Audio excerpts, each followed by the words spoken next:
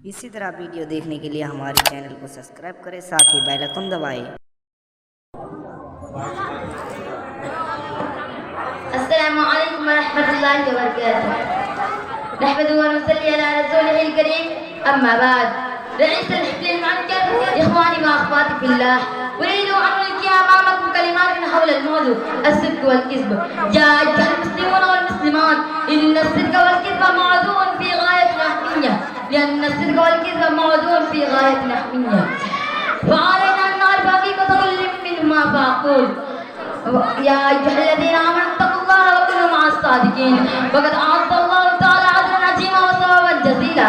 قال الله هذا يوم يرزق لهم جنات تجري من تحتها الأنهار خالدين فيها أبدا رضي الله عنه ورضوا عنه ذلك الفوز العظيم.